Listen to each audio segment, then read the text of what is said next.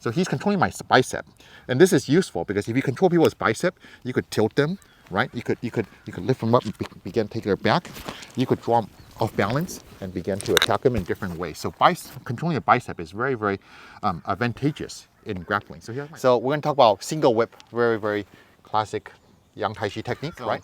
Let's go one more time from this angle. So we're here like this. See, he's got these. I get on inside over here. See? Here, like that. And when you look at it, it is like that, isn't it? You have this circling, bring them up and out back here, controlling right here, going out, dropping, and going out like that.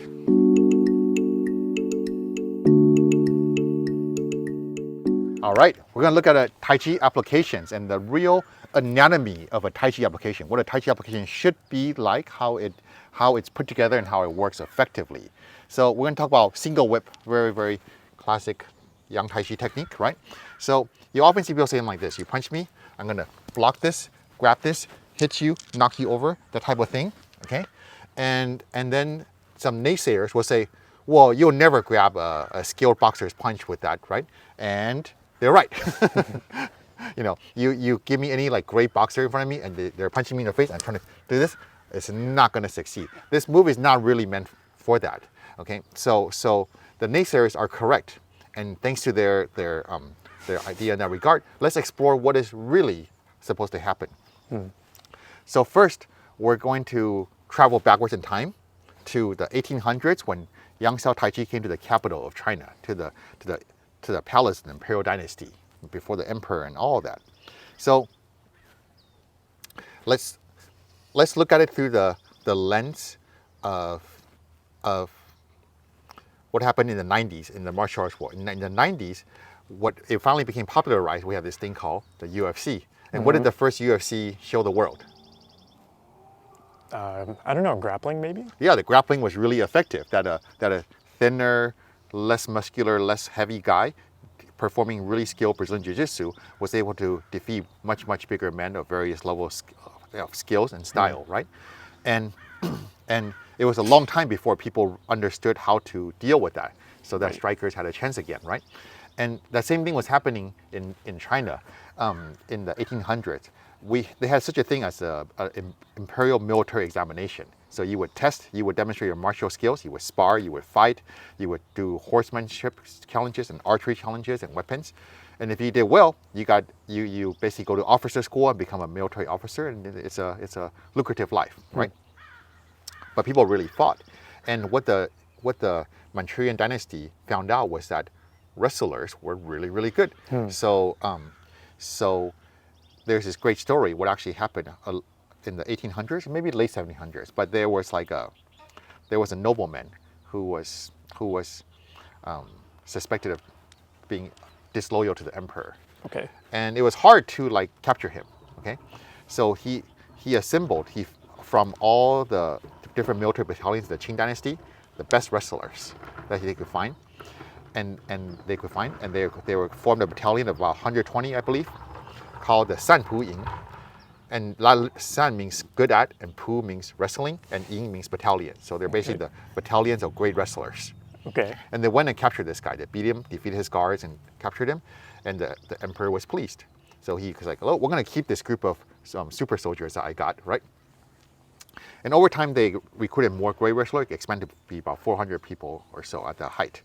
And they guarded the imperial palace under the emperor's direct command, the most loyal and skilled fighters he could get his hand on.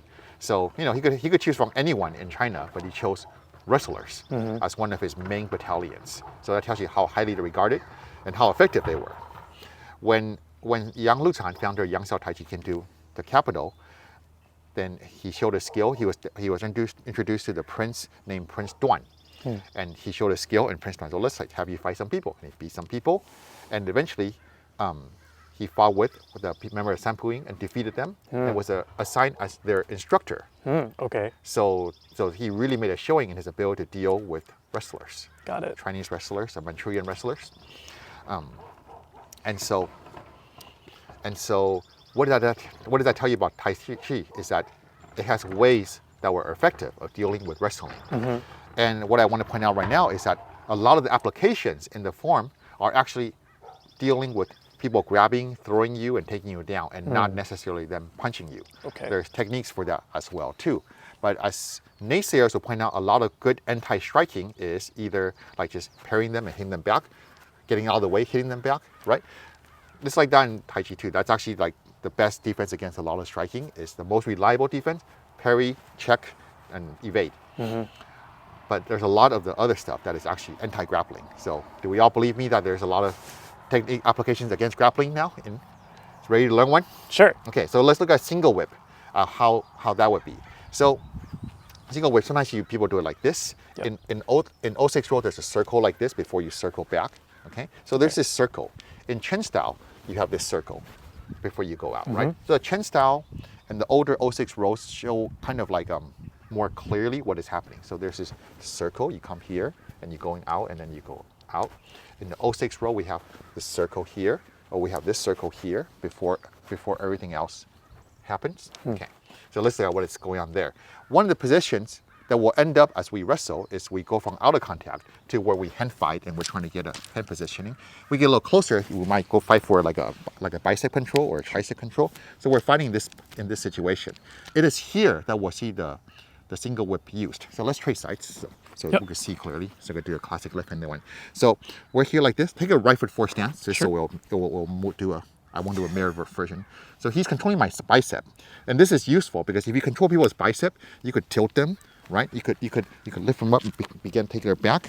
You could draw them off balance and begin to attack them in different ways. So controlling a bicep is very, very advantageous in grappling. So we're here. He's here. My hand is going to be here. Here, see, like this. Here, pull around and down, like that. So let's go one more time from this angle. So we're here like this. See, he's got these. I get on inside over here. See, here, like that. What's the experience of that like? Well, it's definitely, I mean, at first, even just the, taking of my forward energy is very off-putting. Yeah. And you know that something bad is coming. Yeah. But then the roll around is very like, I'm done for. You're done for. Yeah. Yeah. And so there's a lot of things that happen in this. You saw the physical movement, but he's pushing me here. If he's pushing me off balance, then I won't be able to do this effectively.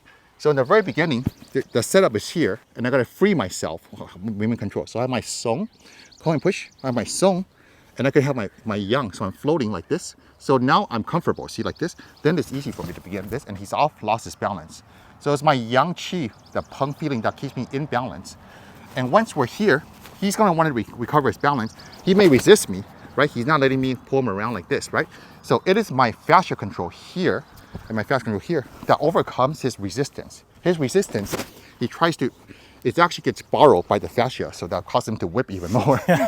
So fascia is very crucial. I like to say it is the Tabasco sauce or the spicy sauce, hot sauce to Tai Chi. If I don't have fascia, right, he's here, I get this free, like this, and then I just kind of bounce him away. You pull him in, you bounce him away, you pull him, bounce him away. That's kind of what you see Tai Chi do sometimes. But it's when you add the fascia, then that's when you get twisted up, and you feel like you're done for, as you say, right? It gives you the satisfaction, the hot sauce. So, and then he's not actually done for. He feels like he's done for, right? He's just being prudent. But really, we get to here. Let's just go through this real quick. Yeah. So we get to here. He's not done for. He's just going down. But if he was a emperor's assassin or assassin to the emperor, right? And you say, okay, emperor, he's done for. Emperor said, no, he's not done for, right? So from here, right? To finish him, you might break their ankle to make sure they're fully captured. You might complete something on this end. You might come here, and complete something on this end. We're not going to do any of those things to Nick. Thank you. but after destabilizing them or taking them down, to completely disable the assailant in the manner that would allow you to be hired by the emperor or the royal family, means that you had to really disable him. So there's a setup, which is how are we encounter, and usually it's anti-wrestling, in a grappling situation like this. how do we maintain our balance? How do I use my yang and my pump to keep my balance so I'm not being crushed in? So pushing, like here, I'm not gonna be able to do anything. Here, I'm back in business like this. I'm back in business. I get my position. See, we're going in. And then how do we borrow his resistance? He doesn't want to go down yet, right? He resists. Even if I don't get his face here, I could borrow that resistance. And then from here, the final nation, going down to, each stage is taking away more and more your ability to resist and recover yourself until you totally control them, and if the emperor needs you to, ultimately disable them. And that's like all the elements of the application. Wow. Set up, maintaining yourself, setting up, transitioning to where you have control, borrowing the resistance, taking away all their defenses, and then finishing the fight. Does that make sense? It does. I'd never thought of single whip like that. Yeah, you never thought single whip like that. You never, I mean, for the most part, people don't realize how ferocious of a wrestling environment it was that the young Tai Chi arrived to and had to deal with, and what it must have meant to be able to be appointed as the trainer for these kind of highly specialized soldiers, right? And they kept that position longer than any other martial artist. There was other martial arts. Eagle Claw was very highly regarded. Bagua was employed by the imperial family, and other martial arts too. But the Yang family held the post for the longest, so that means they continue to deliver results, is my guess. So that shows you how much more there is to just single whip. And when you look at it, it is like that, isn't it? You have this circling, bring them up and out back here, controlling right here, going out, dropping, and going out like that. Okay? Wow. Any questions?